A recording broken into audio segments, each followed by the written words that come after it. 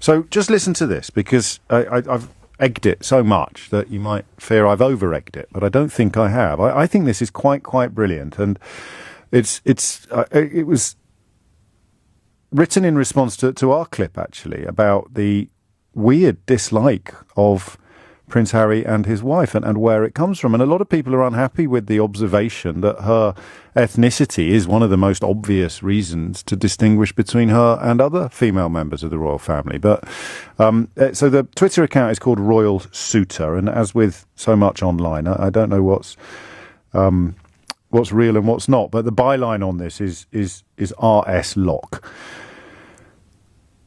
Pay attention. This is really important. It's only a 3-minute read, and I'll share it with you now, because I felt pennies dropping as never before when I read this.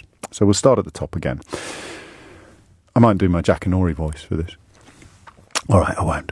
Imagine a society founded on a class structure with the brackets white, close brackets, and the brackets are important, British royal family at the top as determined by birth and by blood, right? Don't have to imagine it, that's what we've got.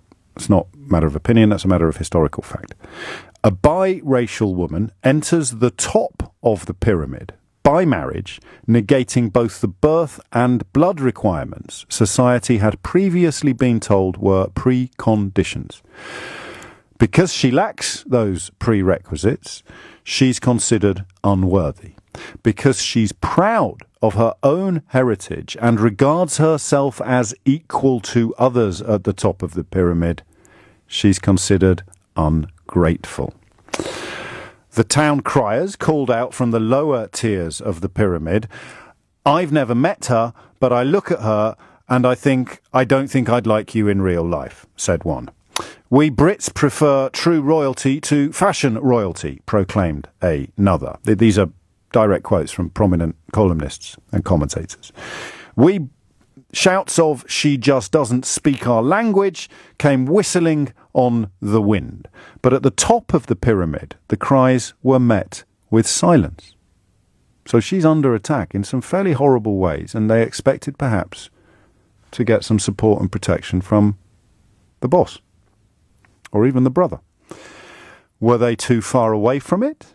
Were they too disconcerted to know what to reply?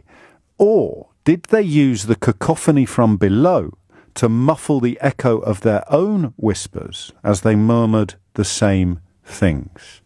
The loudest gossip monger was impossible to ignore, as he oafishly admonished her to go back to America. There was a brooch, I think, worn by one of the royals at an early meeting with the Duchess of Sussex, which I should double check the facts before I describe it.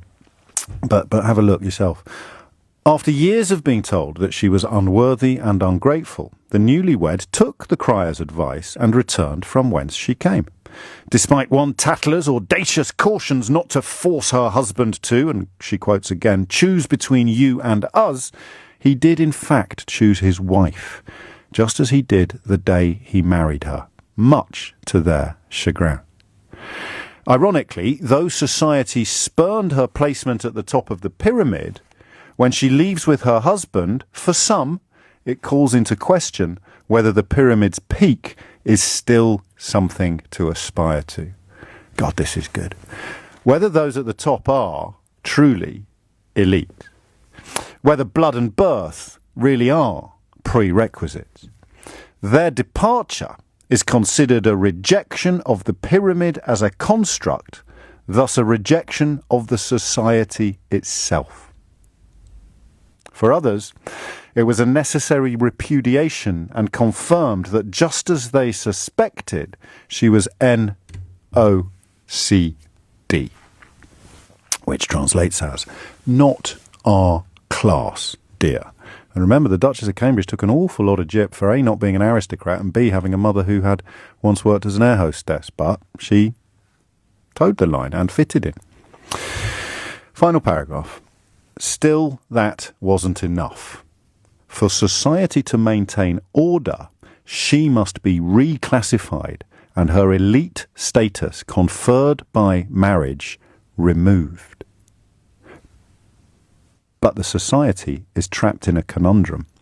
Her husband and their children are at the top of the pyramid by birth and by blood. Now, I'd remind you, this was written before today's announcements about patronages and honorary military appointments being removed from the Duke and Duchess. Her husband and their children are at the top of the pyramid by birth and by blood.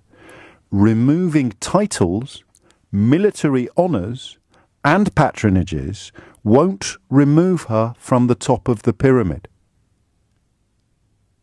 The only thing that will reclassify her is to remove her from her husband.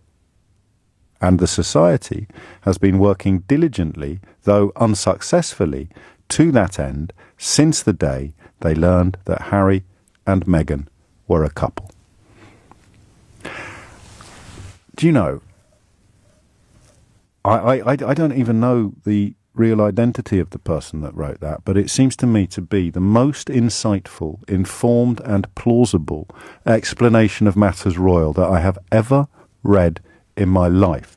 And while you won't be surprised to learn that I don't have a spare room full of royal biographies or royal histories, I do read the papers every day, and I try, for obvious reasons, to read stuff that I don't like and papers that I don't agree with.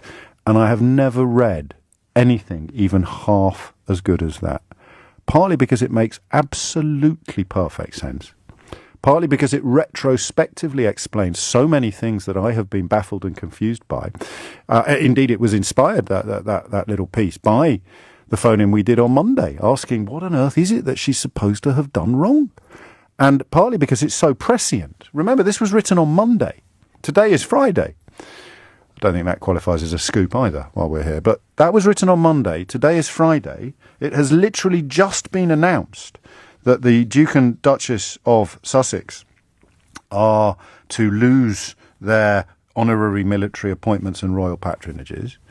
And this was written 5 days ago. Removing titles, military honours and patronages won't remove her from the top of the pyramid. The only thing that will reclassify her is to remove her from her husband. And the society has been working diligently, though unsuccessfully, to that end since the day they learned that Harry and Meghan were a couple. I think, and obviously my natural immodesty pains me slightly to say this, I think that's among the most powerful words you've ever heard on this programme. It's absolutely brilliant. And I'm not sure that you can argue with a single syllable of it.